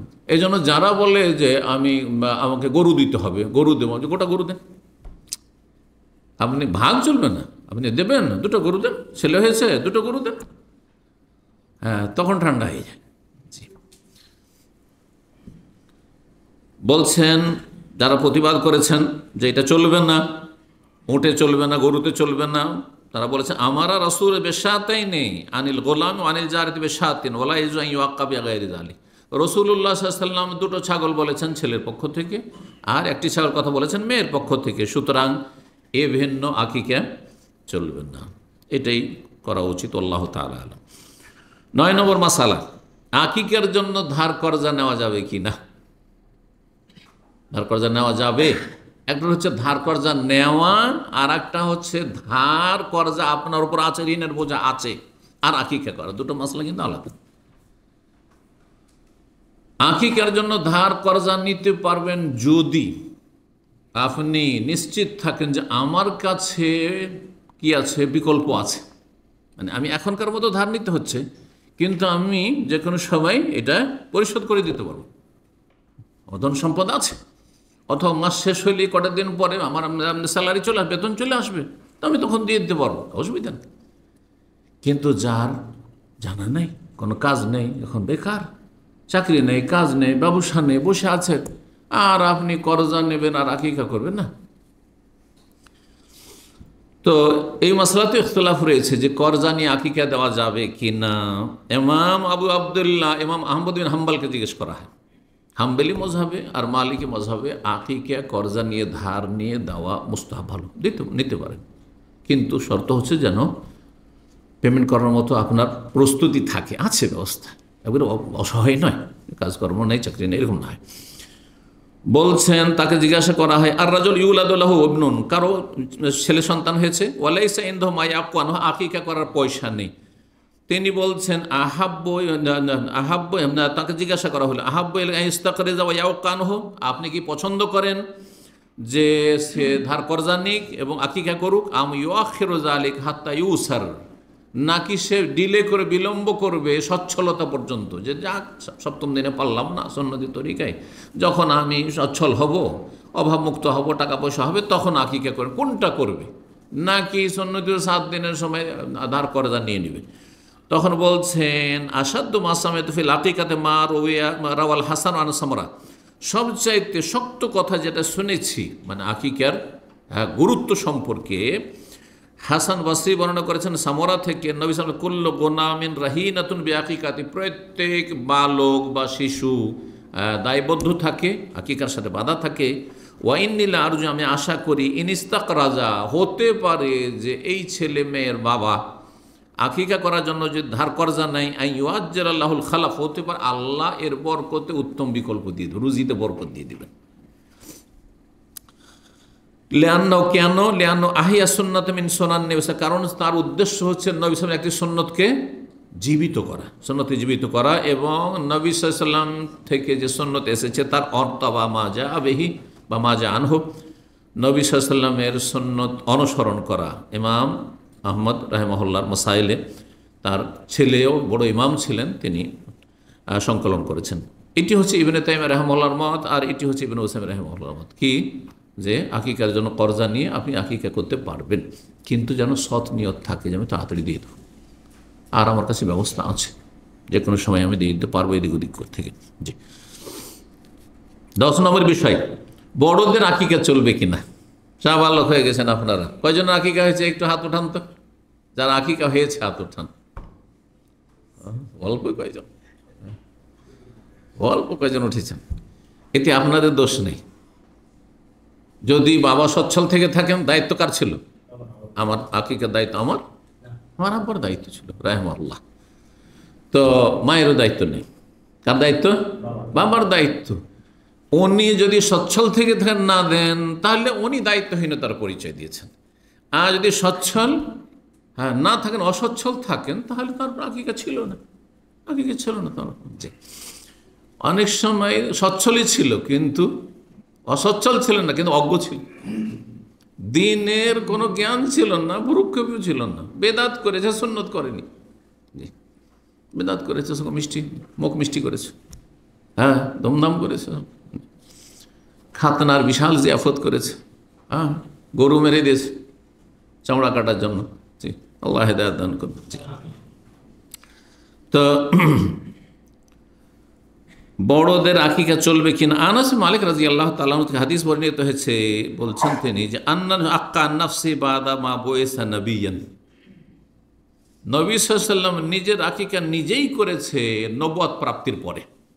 40 বছর বয়সে নবী হয়ে তারপরে নিজের আকিকা নিজে করেছেন। ইমাম আব্দুর রাজ্জাক সানআনী রাহিমাহুল্লাহ ইয়ামানের ইমাম ছিলেন, ইমাম বুখারীর ওস্তাদ ছিলেন, বহু আইম্মাদের ওস্তাদ। তিনি মুসান্নাফ আব্দুর রাজ্জাকে হাদিসটি নিয়ে এসছেন। আল্লাহ আলবানী তার সহি হাদিসের সিরিজের 6ষ্ঠ খণ্ড তিনি নিয়ে এসছেন হাদিসটি। হাদিস নম্বর হচ্ছে 2726। হাদিসটিকে সহি বলেছেন, হাদিসকে কি বলেছেন? সহি বলেছেন। নবী সাল্লাল্লাহু আলাইহি সাল্লাম নিজের আকিকা নিজে করেছেন, আল্লাহ সহি বলেছেন। যারা এটাকে ইখতিলাফ আছে মাসলায় যে বড় হয়ে আকিকা চলবেন না, যারা বলেছেন তারা এই হাদিসটিকে জয়ীফ বলছেন, কিন্তু সঠিক কথা হচ্ছে যে হাদিসটি যেমন ফিকহি মাসলাতে ইখতিলাফ রয়েছে, এবং হাদিসের কিছু কিছু কিছু হাদিসে সহি জয়ীফে ইখতিলাফ রয়েছে, এটাও জেনে রাখা উচিত আপনাদের। কারণ অনেক সময় বললে হ্যাঁ এটা আমার কেমন কথা হলো, ঠিক ওই রকমই যেমন রফায় দান করবেন না করবেন না, আমিন জোরে বলবেন না বলবেন না, ইখতিলাফ আছে কি না, ঠিক ওই রকমই হাদিসটা সহি না জয়ীফ, এটাও মুহাদ্দিসিনদের ইখতিলাফ আছে। ফুকাহারা ফিকহি মাসলায় যেমন ইখতিলাফ করে, যেমন মুহাদ্দিসিন হাদিসে সহি জয়ীফও কিছু কিছু হাদিসে দ্বিমত হয়েছে, তাদের ইজতিহাদ, যার ইজতিহাদ যতদূর পর্যন্ত পৌঁছেছে, যার এলেম যতদূর পৌঁছেছে। তো কিছু কিছু সালাফগণ সাহাবাই কেরাম তাবেইন তাবা তাবেইন এর উপর আমলও করেছেন, তারা যে বড় হয়ে আকিকা দেওয়া চলবে। ইমাম ইবনে সিরিন প্রখ্যাত তাবেই, ইবনে সিরিনের নাম আমাদের ইন্ডিয়া বাংলাদেশে বিশেষ করে হানাফিরা খুব চর্চা করে। কেন চর্চা করে? শুধু একটা বিষয়ের জন্য, কি? স্বপ্ন। যত স্বপ্নের কিতাব আছে সবগুলিতে তিলকে তাল করে ইবনে সিরিনের স্বপ্নের বিবরণ, ইবনে সিরিনের স্বপ্নের ব্যাখ্যা বিশ্লেষণ বা তাবির চলছে। জালিয়াতি রাবারের মতো বাড়িয়েছে। একটা দুটো কোনো বর্ণনা এসেছে, ওগুলো থেকে হাজার হাজার বর্ণনা। আজকাল ইন্টারনেটে সার্চ দিলে, শেখ গুগলে সার্চ দিলে, বুঝছেন না, শেখ গুগল বুঝেন তো, শেখ গুগলে সার্চ দিলে আমি মাঝে মাঝে দিই, তো দেখি স্বপ্ন সুবহানাল্লাহ সব ইবনে সিরিনের নামে। শুধু আমাদের দেশ কেন, সারা বিশ্বে আরবরাও যারা এই স্বপ্ন নিয়ে মেতে থাকে, কিছু লোক আছে স্বপ্ন নিয়ে মেতে আছো, ওর কাজই হলো স্বপ্ন। কি স্বপ্ন দেখেছি এখন ছোটাছুটি করে স্বপ্নের পিছনে ছুটে আছে, ওর আমলে ঠিক নেই, ফরজ অজেব নেই, হারাম না যায় লিপ্ত আছে, কিন্তু একটা স্বপ্ন দেখছেন। আর স্বপ্ন এটা জানতে হবে, স্বপ্নের পিছনে বেশি ছুটবেন না, এটা একটা শয়তানের চোরা রাস্তা, আপনার ঈমান নষ্ট করার জন্য, আপনার আমল নষ্ট করার জন্য, আপনাকে পেরেশান করার জন্য। অনেক সময় আপনাকে উদ্বিগ্ন করে ফেলবে, অশান্তি করে দিবে আপনার জীবনে। স্বপ্ন ভালো লেগেছে বলুন আলহামদুলিল্লাহ, আর খারাপ লাগছে, এই স্বপ্নের অনিষ্ট থেকে আল্লাহর কাছে আশ্রয় কামনা করুন। জি, আল্লাহুম্মা ইন্না নাসআলুকা খায়রা হাযিহি রুইয়া ওয়া খায়রা মা ফিহা ওয়া আউযু বিকা মিন শাররি হাযিহি রুইয়া ওয়া শাররি মা ফিহা। জি, ব্যাস, আর কিচ্ছু হবে না ইনশাআল্লাহ। তো ইবনে সিরিন রাহিমাহুল্লাহ বলছেন, লাউ আলামু আন্নাহু লা ইউআক্কানি, আমি যদি জানতে পারি যে আমার আকিকা করা হয়নি, তাহলে এখন বলছি লা আকাকতু আন নাফসি, আমি আমার আকিকা করব, আমার আকিকা আমি করব। ইবনে সিরিন রাহিমাহুল্লাহ বলছেন। মুস্তাননাফ ইবনে আবি শাইবা রয়েছে, আল্লাহ আলবানী তার সিলসিলাতে নিয়ে এসেছেন। জি, হাসান বসরি রাহিমাহুল্লাহ তিনিও বলছেন, ইযা লাম ইউআক্কা আনকা, জি ফাউক্কা নাফসিক, তিনি বলছেন তার ছাত্রদেরকে, তোমার আকিকা যদি না করা হয়, তোমার বাবা না করে থাকে, তোমার পরিবার না করে থাকে, তাহলে তোমার আকিকা তুমি করে না। ওয়াইন কুনতা রাজুলান, যদিও তুমি কি হয়ে গেছো রাজুলান, রাজুলানকে আজকাল আরবরা কি বলছে, রাজ্জাল, হ্যাঁ, মানে বড় হয়ে গেছেন আপনি, হ্যাঁ, বড় মানুষ হয়ে গেছেন, বুঝছেন না। আর বাংলাদেশের আঞ্চলিক ভাষায় বেটা, এখন বেটা হয়ে গেছে, তাই না।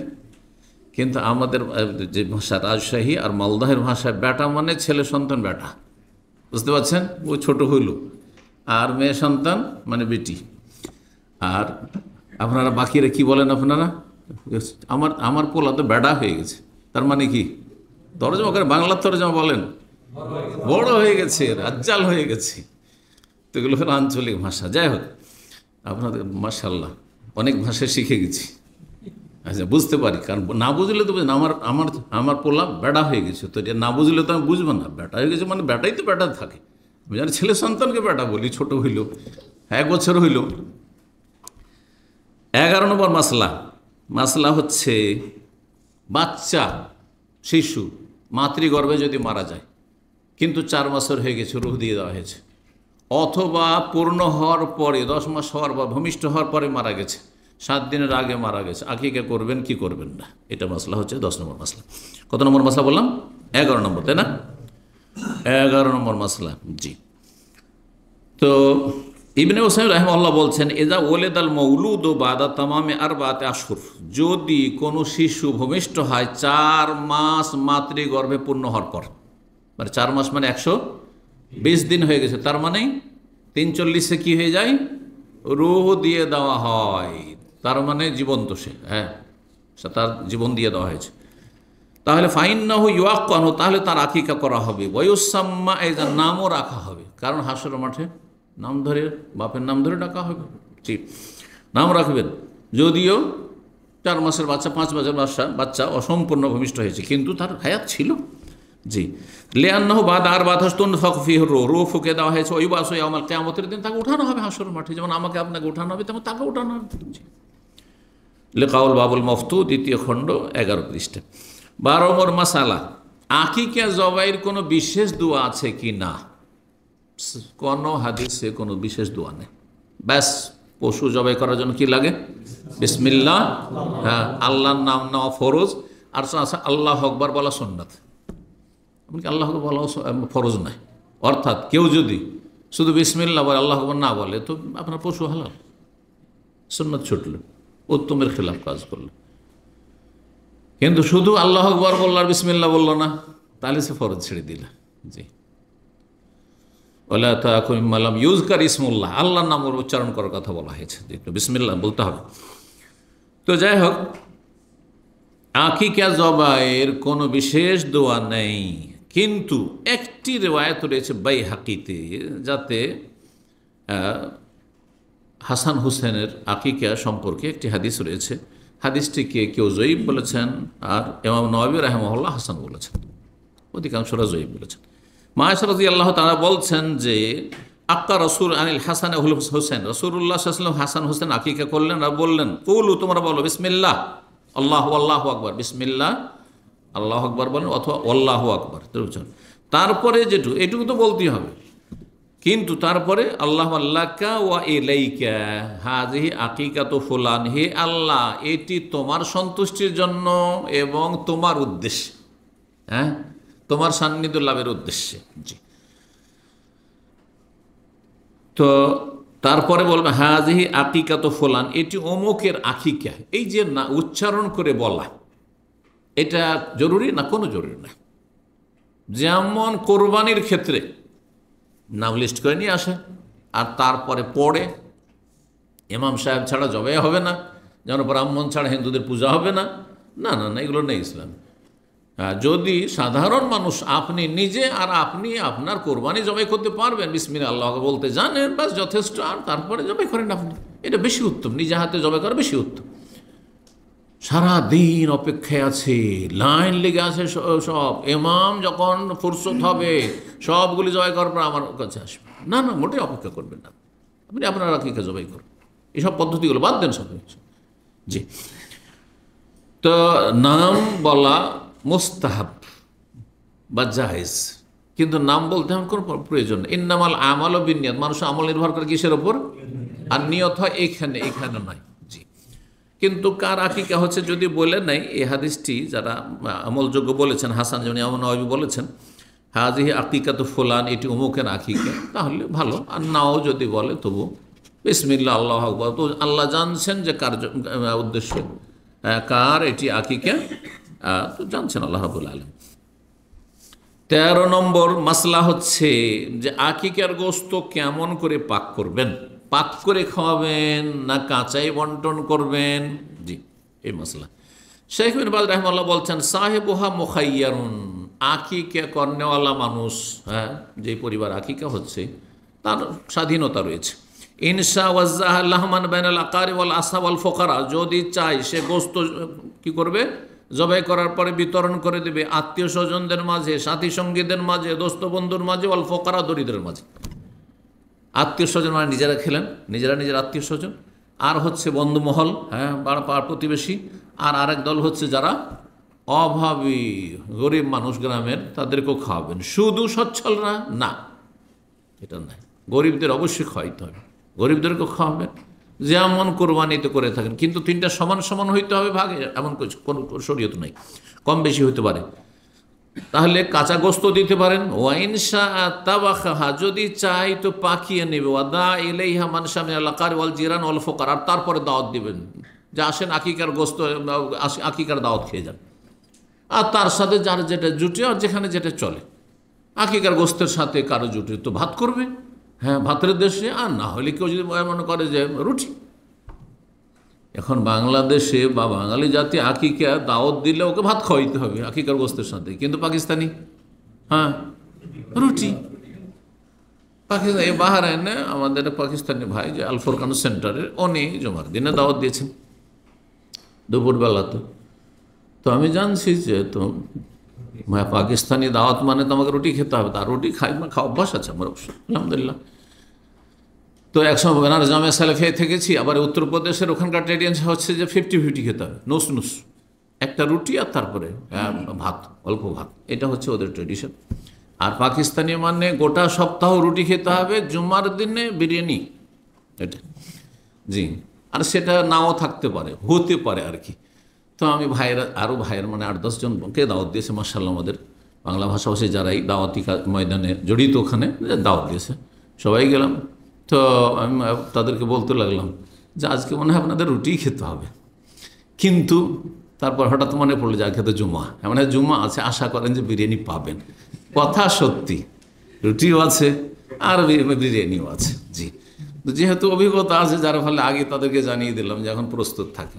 তারপরে দেখি যে কেউ রুটির দিকে হাত বাড়াচ্ছে না, তো বিসমিল্লাহ, আমি প্রথম রুটি খাওয়া যখন শুরু করলাম তখন সবাই শুরু করলো রুটি, সবাই দেখলাম যে রুটি খাওয়া সব শুরু করলাম, আর কিছু রুটি খেয়ে তারপরে তখন বিরিয়ানি। জি, যাই হোক, তো সেখানে বাজ রাহমাহুল্লাহ বলছেন যদি পাকশাক করে আত্মীয় স্বজনকে খাওয়ান, পাড়া প্রতিবেশী, বন্ধুবান্ধব, আর তারপরে ফকির মিসকিন, তো হাজে হিয়াল আকিকাতুল মাশরুয়া, এটা শরীয়ত সম্মত আকিকা। আর ওয়াইহা সুন্নাতুল মুআক্কাদা, আকিকা সুন্নাত মুআক্কাদা। ওমান তারা কাহা, কেউ যদি ছেড়েও দেয় সুন্নাত মুআক্কাদা, ফালা ইসমাল, গুনাহগার হবে না, গুনাহগার হবে না। তবে আকিকার জন্য যে একটা বরকতের বিষয় ছিল আর ফায়দার বিষয় ছিল, বহুমুখী তাতে ফায়দা রয়েছে। আজকে তারপরে পয়েন্টে আকিকার লাভ কি আর হেকমত কি, তো সেগুলি থেকে বঞ্চিত থাকবে। লাভবান হয়তো ছেলের বাবা মা, তার থেকে বঞ্চিত থাকলো। লাভবান হয়তো সেই ছেলেটি, শিশু আকিকা করলে সেগুলো থেকে বঞ্চিত রাখলেন শিশুটিকে, অথচ আপনি সচ্ছল সুন্নাত মুআক্কাদায় ছেড়ে দিলেন। জি, মজমা ফাতাওয়া চতুর্থ খণ্ড 262 পৃষ্ঠা। এক কথায় আকিকার গোস্ত কাঁচাও বিতরণ করিতে পারেন, আবার পাকশাক করে খাওয়াইতে পারেন। জি। 14 নম্বর পয়েন্ট হচ্ছে আকিকার হেকমত, মানে রহস্য কি, কেন আকিকা দেব আমরা, তত্ত্ব কি। এক নম্বর রহস্য, যেটা কথা প্রসঙ্গে প্রথমে ভূমিকাতে বলেছি, সেটা কি, আকিকা হচ্ছে আল্লাহর শুকরিয়া যে আল্লাহ আমাকে একটা সন্তান দিয়েছেন, একটা ছেলে দিয়েছেন, দুটো আকিকা করবো, আমি দিতে পারবো দুটো। একটা মেয়ে দিয়েছেন, কন্যা সন্তান দিয়েছেন, আল্লাহ শুকরানা আমি পেশ করবো আল্লাহর কাছে। এবং এই শুকরিয়া আদায় করলে আমার ফায়দা রয়েছে, দিন দুনিয়ার ফায়দা রয়েছে, আমার ছেলের ফায়দা রয়েছে, যে আমার পরিবারের ফায়দা রয়েছে। তো একটি হেকমত। দ্বিতীয় হেকমত হচ্ছে হিরজুম মিনাশ শয়তান, শয়তান থেকে এই শিশুকে সুরক্ষিত করা। শয়তান বড় ধরনের ক্ষতি করতে পারবে না। শয়তান সবচেয়ে বড় ক্ষতি করে যে আপনার ছেলে মেয়েকে বা আপনাকে গুমরাহ করে দেয়। হয়তো আকিকা করলেন না, যার ফলে শয়তান এমন সুযোগ পেয়ে গেল, যেহেতু সে প্রোটেক্টেড নাই, মানে সুরক্ষিত নয়, যার ফলে হয়তো তার ইমানের আক্রমণ করে দিল, তাকে নাস্তিক বানিয়ে দিল, তাকে কাদিয়ানি বানিয়ে দিল, তাকে জঙ্গি বানিয়ে দিল, তাকে আপনার বিদাতি বানিয়ে দিল, তাকে মাজার পূজারি বানিয়ে দিল, গুমরাহ করে দিল। আর দুনিয়ারও ক্ষতি করতে পারে, শারীরিকভাবে ক্ষতি করে দিল, কোনো অঙ্গহানি হয়ে গেল, এগুলো হইতে পারে, প্রতিবন্ধী হয়ে গেল। অনেক ছেলে মেয়েরা সুস্থ ভূমিষ্ঠ হচ্ছে, তারপরে প্রতিবন্ধী হয়ে যাচ্ছে। হতে পারে যে আকিকা করলে আপনার শয়তানের অনিষ্ট থেকে সুরক্ষিত থাকতে বহুমুখী লাভ রয়েছে। তো হেকমত এখন আলোচনা করছি, লাভ পরে আসছি। শয়তান থেকে সুরক্ষিত করা, ইবনুল কাইয়িম রাহিমাহুল্লাহ বলছেন যে ওয়াফিহা সিররুন বাদিউন, এই আকিকাতে বড়ই আজব বিস্ময়কর রহস্য তত্ত্ব রয়েছে। মৌরুসুন আনফেদা ইসমাইল বিল কাবশি, যেটা আমরা পেয়েছি পরম্পরা ইসমাইল নবী আলাইহিস সালাতু সালামের জীবনের মুক্তিপণ থেকে, যে আল্লাহ রাব্বুল আলামিন জবাই করার নির্দেশ দিলেন যে কি করো, তুমি তোমার ছেলেকে কি করো, জবাই করো ইব্রাহিম আলাইহিস সালামকে। এখন এই ছেলেকে আল্লাহ মুক্ত করলেন, ছেলের জীবনকে রক্ষা করলেন কি দিয়ে, জান্নাত থেকে দুম্বা পাঠিয়ে।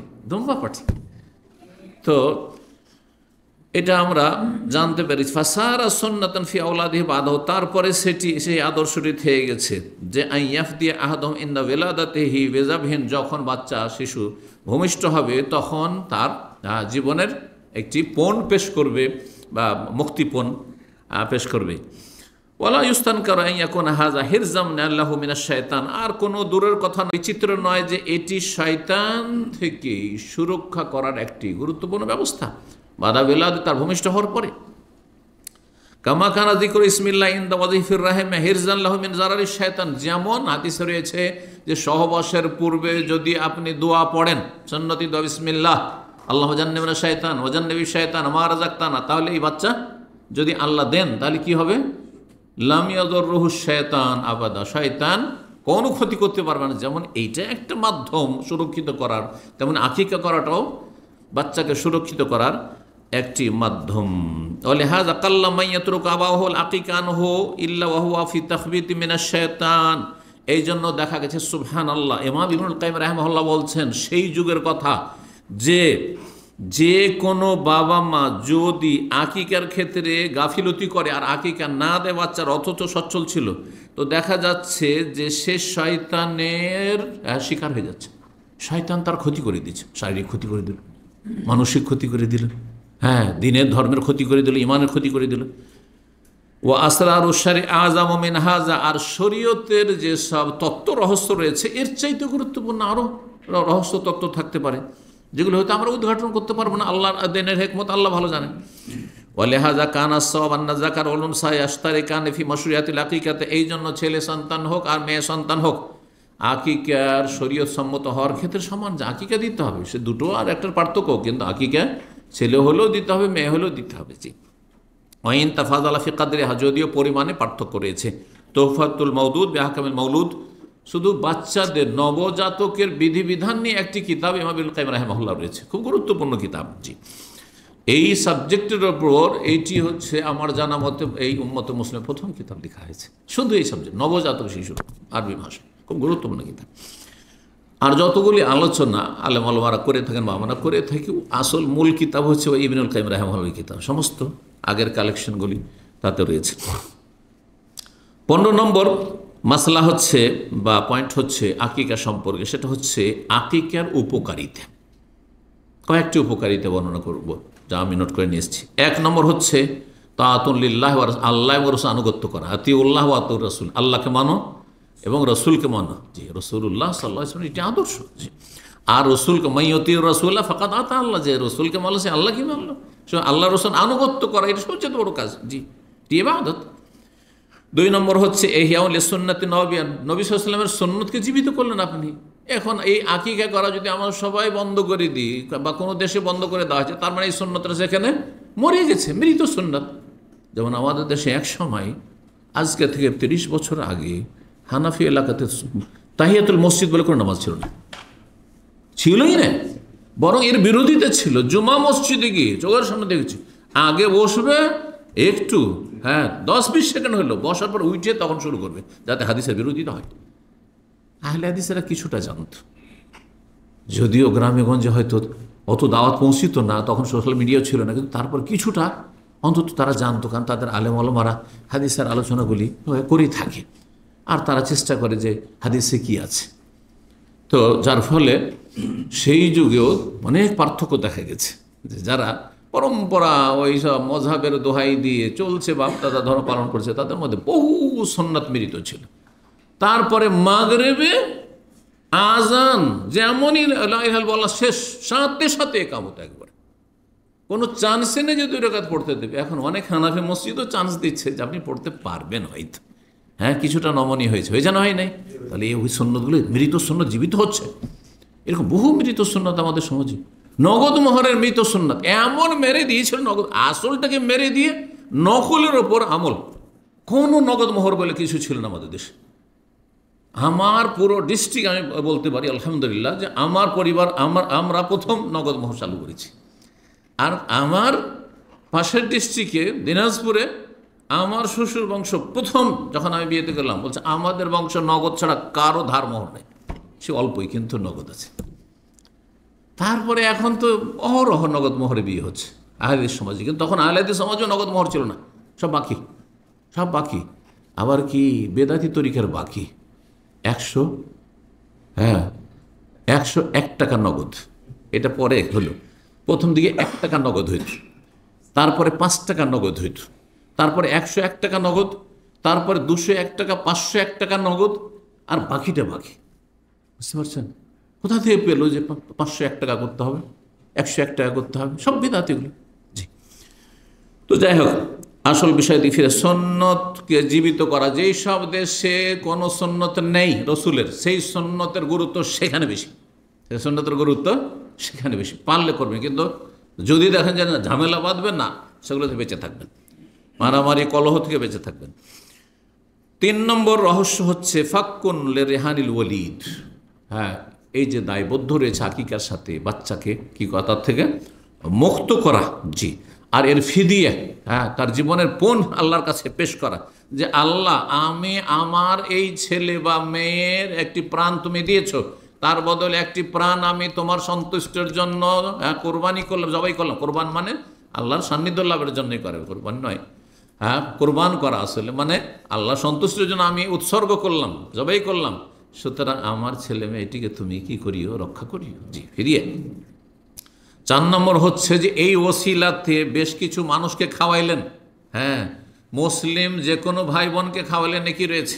জি, তার মধ্যে যদি আপনি দিনদার লোকে খান আরও নেকি, গরিবকে খাওয়ান, গরিব দিনদারকে খাওয়ান তো ধনী সচ্ছল দিনদারের চাইতে বেশি নেকি। জি, পরেশগার লোকদেরকে খাওয়াইলেন, যেটা জান্নাতে যাওয়ার মাধ্যম। জান্নাতে যাওয়ার ক্ষেত্রে নবী সাল্লাল্লাহু আলাইহি ওয়াসাল্লাম কি বলেছেন, যে কয়েকটা কাজ যারা করবে তারা সহিহ সালামত জান্নাতে যাবে। তার মধ্যে আমাত তো যে খাবার খাওয়াবে, অন্ন দান করবে। আপনার এই আকিকার মাধ্যমে মানুষকে খাওয়ানো হইল, না হলে দাওয়াত টাওয়াত দেওয়া হয় না সাধারণত। সে যে দাওয়াত কয়জন দেয়, কিন্তু আকিকার দাওয়াত দিবেনই আপনি। জি, এই দাওয়াত হয়ে গেলে অসিলে। 5 নম্বর রহস্য হচ্ছে আল্লাহর রাহে কিছু খরচ করলেন আপনি, সাদাকা হইল আপনার। যাতে মহাপুরস্কার রয়েছে আল্লাহর পক্ষ থেকে। 6 নম্বর রহস্য হচ্ছে যে এতে সামাজিক সংহতি বহাল থাকে, সমাজের সুসম্পর্ক বহাল হয়। এই আকিকা করলেন, আকিকা করে একটু একটু করে যখন গোস্ত গেল, গরিব গ্রামে বছরকে বছর গোস্ত দেখতে পায় না গরিব মানুষ। এমন এমন গ্রাম আছে গোটা বছর ওই কোরবানিতে গোস্ত কাজার খাইতে পায় না। আপনার আকিকার ওসিলাতে 2-4-5 টুকরা গোস্ত পেল, সেই গোস্তটা একটু ঝোল করে তার বাড়িতে ছেলেমেয়েরা গোস্ত খেলো, আর সচ্ছল লোক হলে একটা সংগতি, একটা আন্তরিকতা আসলো। যে একটু দূরত্ব হইতে ছিল, অনেকের মনোমালিন্য ছিল, গোস্তটা দিতে গেলে কেন ওই ছোট মনের লোকেরা কেন গোস্ত ফিরিয়ে দেয়? কারণ তোমার সাথে সম্পর্ক রাখবো না।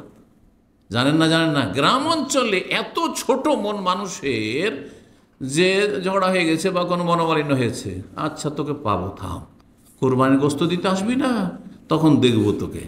আকিকার গোস্ত দিতে আসবি না, তখন দেখবো। বিয়ের দাওয়াত দিতে আসবি, তখন দেখবো। বিয়ের দাওয়াত নেবো না তোর, তারপর আকিকার গোস্ত ঘুরিয়ে দেবো, নেবো না, ওই কোরবানির গোস্ত ঘুরিয়ে দেবো। আউযুবিল্লাহ, এইসব গ্রামীণ সমাজ, কুসংস্কার এগুলো। মন এত ছোট একেবারে। আল্লাহ হেদায়েত দান করুন, মনটাকে বড় করুন। উপেক্ষা করতে শিখুন, ইগনোর করা, ইগনোর ছাড়া ইসলাম কায়েম হয় না। উপেক্ষা করতে হবে। মানুষ ভুলে ভরা, আমারও ভুল আছে, আপনারও ভুল আছে। সুতরাং আমার ভুলে কে ছাড় দেবে যখন আপনাদের ভুলে ছাড় দেবো না? অবশ্যই ছাড় দিতে হবে। মেজর বড় বড় ভুল হচ্ছে, চরম অন্যায় হয়ে যাচ্ছে, প্রকাশ্যে পাপ হচ্ছে, তখন সেই ক্ষেত্রে ছাড় দেওয়া যাবে না। হয়তো যতদূর পারবো তখন অ্যাকশন দেব। কিন্তু গোপনে কিছু হচ্ছে, লুকিয়ে হচ্ছে, ছোটোখাটো কিছু হচ্ছে, ভুল ত্রুটি কিছু হয়ে গেল, একটু আমার সাথে বেয়াদবি করলো, না, ছাড় দিতে হবে। জি, আল্লাহর উপর তৌফিক দান করুন। কথা লম্বা হয়ে যাচ্ছে, আর মাত্র কয়েকটা পয়েন্ট রয়েছে। জি, 16 নম্বরে চলে এসেছি, তাই না? 16 নম্বর মাসলা হচ্ছে, সপ্তম দিনে যখন আকিকা করবেন তখন শিশুর মাথা মুন্ডন করবেন। শিশুর কি করবেন? মাথা মুন্ডন করবেন। জি। আর 17 নম্বর হচ্ছে, মাথা মুন্ডন করে যে চুল হবে সেই চুল পরিমাণ চাঁদি দান করবেন। এই চাঁদির কথায় হাদিসে এসছে, এই জন্য ইমাম আহমদ বিন হাম্বল বা হাম্বলি মাযহাবে চাঁদির কথাই রয়েছে, কিন্তু কিছু কিছু মাযহাবে চাঁদিও দিতে পারে অথবা স্বর্ণ দিতে পারে। জি, জায়েজ রয়েছে, ওলামারা বলেছেন। বেশি দিল সাদাকা আপনি কম না দিয়ে বেশি দিলেন, আপনার হয়তো সুন্নত ছিল হয়তো চাঁদি অল্প, চাঁদি তো অল্প খরচ রূপাতে, কিন্তু স্বর্ণ দিলে বেশি। আর সেটা 1 দিরহাম মানে 4 আনা পরিমাণ, 1 ভরি, বুঝেন তো, 1 ভরির 4 আনা, 1 দিরহাম মানে 4 আনা সাধারণত হয়ে থাকে। তো 4 আনার বেশি ওজন হবে না, মানে 1 ভরির 4 ভাগের 1 ভাগের বেশি সাধারণত ওজন হবে না। এই মর্মে দুটো হাদিস রয়েছে। একটি হাদিসে রয়েছে যে সপ্তম দিনে আকিকা দেবে, আর সপ্তম দিনে আকিকা জবাই করে নাম রাখবে, বা ইউহলাকু রাসু, মাথা মুন্ডন করবে। হাদিসটি মুসনাদ আহমদ আল্লামা আলিমে সহিহ বলেছেন। আর একটি হাদিস আলী রাদিয়াল্লাহু বর্ণনা করেছেন, রাসূলুল্লাহ আকিকা করেন হাসানের, আর ফাতেমাকে বললেন রাদিয়াল্লাহু মেয়েকে, ইহলাকি রাসাহু, মাকে বললেন, বাচ্চার মাকে, মাথা মুন্ডন করো। ওয়া তাসাদ্দাকি বেজানাতে শারি ফিদ্দাতান, আর তার চুল পরিমাণ, বাচ্চার চুল পরিমাণ কি করো? চাঁদি, রূপা সাদকা করো, যেটি সুন্নত, ওয়াজিব নয়। এই কাজগুলি কি? সুন্নত, মুস্তাহাব। জি, বলছেন ওয়াজানতুহু, ফাতেমা রাদিয়াল্লাহু বলছেন আমি ওজন করলাম, ফাকানা ওয়াজনুহু দিরহামান, ওজনটা 1 দিরহাম মানে 1 ভরি 4 আনা হলো, অথবা আও বাজা দিরহাম, 4 আনার চাইতে কম। জি, দিরহামের কিছুটা অংশ। মুসনাদ আহমদ হাদিসটি রয়েছে, আল্লামা আলবানী হাদিসটিকে হাসান বলেছেন। কতটি পয়েন্ট হয়েছে? 17টি হয়ে গেছে, তাই না? 18 নম্বর হচ্ছে একটি পরিত্যক্ত সুন্নত, নবজাতক শিশুর বা আকিকার ক্ষেত্রে, আকিকার সময় একটি সুন্নত রয়েছে, যে সুন্নতটি হচ্ছে যে বাচ্চার মাথা মুন্ডনের পরে যে মাথা নেড়া হয়ে আছে সেটাতে জাফরান মাখিয়ে দেওয়া। জাহিলি যুগের কাফেরদের বিরোধিতা, কাফেররা কি করতো? আকিকার গোস্ত, পশুর গোস্ত দিয়ে কি করতো? তারা রক্ত দিয়ে রক্ত মাখিয়ে দিত। সেটা না করে তাদের বিরোধিতা করে জাফরান খুব মূল্যবান, জানেন জাফরান। জি, মায়েশা রাদিয়াল্লাহু তাআলা বলছেন, কানু ফিল জাহিলিয়াতি আক্কু, জাহিলি যুগে মক্কার কাফেররা যখন আকিকা করতো, তার মানে তারাও আকিকা করতো। তারা এইসব আকিকা কোথা থেকে পেল? ওই যে পরম্পরা, ইব্রাহিম আলাইহিস সালামের ধর্মের কিছু পেয়ে গেছে, বুঝছেন না? তার মধ্যে কুসংস্কার ঢুকিয়ে, যেমন আমাদের দেশে মাজার পূজারি ধর্মকর্ম, শিরকে করছে, বিদআত করছে, আর কিছু ভালো কাজও করছে, কিছু সুন্নতও করছে। জি, তো বলছেন যে খাজাবু কুতনাতান বেদামিল আকিকা, আকিকার রক্তে কি করতো? তুলো কিছু ডুবিয়ে দিত। আর তারপরে সেই তুলক দিয়ে কি করতো, ফায়দা হালাকুর আসাসাবি, বাচ্চার যখন মাথা মুন্ডন করতো, ওয়াদাউ আলা রাসি, তারপর তার মাথাতে সে তুলোটা দিয়ে মাখিয়ে দিত। জি, নবী সাল্লাল্লাহু আলাইহি ওয়াসাল্লাম বললেন যে এটা করে ইজআলু মাকানাদ দামে খালুকান, ওরা জাহিলি যুগে কাফেররা রক্ত মাখাইতো, তোমরা খালুক মানে জাফরান মাখিয়ে দাও। হাদিসটি ইবনে হিব্বানে রয়েছে, আল্লামা আলবানী সিলসিলা 463 নম্বর হাদিসটিকে সহিহ বলেছেন। তাহলে এটি সুন্নাত, সাধারণত আমল করা হয় না। আরও এই মর্মে বোরাইদা থেকেও হাদিস রয়েছে, যাতে রয়েছে ওয়ান্নাহালে কোরাসাহু, আমরা বোরাইদা বলছেন কুন্নাফিল জাহিলে, জাহিলিতে যুগে ইজা ওয়ালিদ আল ইহাদেনা গোলামুন, কারো বাচ্চা জন্ম হইলে জাবাহা শাতান, একটি বকরি জবাই করতো, ওয়ালা তাখা রাসাহু বিদামিহি, আর তার মাথাটাকে রক্ত মাখিয়ে দিত। ফালাম্মা জা আল ইসলাম, যখন ইসলাম আসলো, কুন্না নাজবাহু শাতি, আমার সপ্তম দিন আমরা আকিকা করতাম, ওয়ান্নাহালে কোরাস মাথা মুন্ডন করতাম, ওয়ান্নালতাখুহু বিজাফরান, জাফরান মাখি, এখানে জাফরান শব্দই চলে এসেছে, জাফরান মাখে, জাফরানের সুগন্ধিও রয়েছে, তো জাফরান মাখিদ। আবু দাউদে হাদিসটি রয়েছে, তাহলে সুনান আবু দাউদের হাদিস, আল মালমে সহি আবু দাউদের 2843 নম্বর হাদিস, হাদিসটিকে সহি বলেছেন। কয়টি পয়েন্ট হয়েছে? হ্যাঁ, 18টি আছে। 19 নম্বর, মেয়ে সন্তানের মাথা মুন্ডন করা যাবে কি না, কি জানা আছে? আমাদের দেশে করে, তাই না? কিন্তু আরবরা করে না, কারণ আরবদের বড় ওলামাদের ফতোয়া যে ছেলে সন্তানের মাথা মুন্ডন করা যাবে, কিন্তু কন্যা সন্তান হলে মাথা মুন্ডন করা যাবে না, এই ফতোয়া রয়েছে। লাজনা দাইমা স্থায়ী কমিটি সৌদি আরবে, তার ফতোয়া এটি। বলছেন যে মাথা মুন্ডনের ক্ষেত্রে দুটো হাদিস রয়েছে, দুটোই হচ্ছে ছেলে সন্তানের ক্ষেত্রে, মেয়ে সন্তান সম্পর্কে কোনো হাদিস নেই। না করা চলবে না এমন কোনো হাদিসও নেই। আর যা ঘটেছে যে মাথা মুন্ডন করার যে হাদিস মাত্র দুটি, সেই দুটি ছেলে সন্তানের ক্ষেত্রে রয়েছে। বলছেন যে একটি হাদিস হচ্ছে লাম্মা ওয়ালাদাত ফাতেমাতুল হাসান, ফাতেমা রাদিয়াল্লাহু তাআলা আনহা যখন হাসানকে ভূমিষ্ঠ করলেন, হাসান যখন তার পেটে ভূমিষ্ঠ হইল, রাসূলুল্লাহ বললেন ইহলাকি রাসাহু, হাসানের মাথা মুন্ডন করো, মাথা নেড়া করো। মুসনাদ আহমদ হাদিসটি রয়েছে। দ্বিতীয় হাদিস সামরা থেকে নবী সাল্লাল্লাহু আলাইহি ওয়াসাল্লাম বলেছেন যে প্রতিটি শিশু আকিকার সাথে দায়বদ্ধ, সপ্তম দিনে জবাই করা হবে, ওয়াইসাম্মা ফিয়া, নাম রাখা হবে, ওয়াইউহলাকু রাসু, মাথা মুন্ডন করা হবে। গোলাম বলেছেন, গোলাম মানে বালক, হ্যাঁ, তাহলে বলছেন গোলাম যখন বালক বলেছেন তাহলে বালিকা নয়, এটা হচ্ছে তাদের কথা। হাদিসটি মুসনাদ আহমদ, আবু দাউদ, নাসাই, ইবনে মাজায় রয়েছে। তো সুতরাং এটি সৌদি আরব ফতোয়া কমিটির ফতোয়া আছে, ফালা ইউশাহাল কোরাসিল মৌলুদ ইজা কানা উনসা, যদি কন্যা সন্তান হয় তাহলে মাথা মুন্ডন করা শরীয়ত সম্মত নয়। শেখ ইবনে বাজ, ইবনে উসাইমিনের ফতোয়া হচ্ছে এটি। জি, শেখ উসাইমিনকে জিজ্ঞাসা করতে তিনি এই কথাই বলেছেন। তো আর শেখ ইবনে বাজেরও ফতোয়া এটি, যেমন দেখলেন। তো এখন আমরা কি করব? একদল এর উপর আমল করছেন আজকাল সালাফিরে, কিন্তু তারা যে দলিল বলছেন যে নিষেধাজ্ঞার, সেই হাদিসটি এভাবে রয়েছে, নাহা রাসূলুল্লাহ সাল্লাল্লাহু আলাইহি ওয়াসাল্লাম আনতাহাল্লিকাল মারআতু রাসাহা, রাসূলুল্লাহ সাল্লাল্লাহু আলাইহি ওয়াসাল্লাম মহিলাদেরকে নিষেধ, মারআ মানে মহিলা, কিন্তু মহিলাকে নিষেধ করেছেন মাথা মুন্ডন করতে। মহিলা কাকে বলে? নাবালিকাকে মহিলা বলা হয়? সাবালিকা হইলে মহিলা বলা হয়, ঠিক না?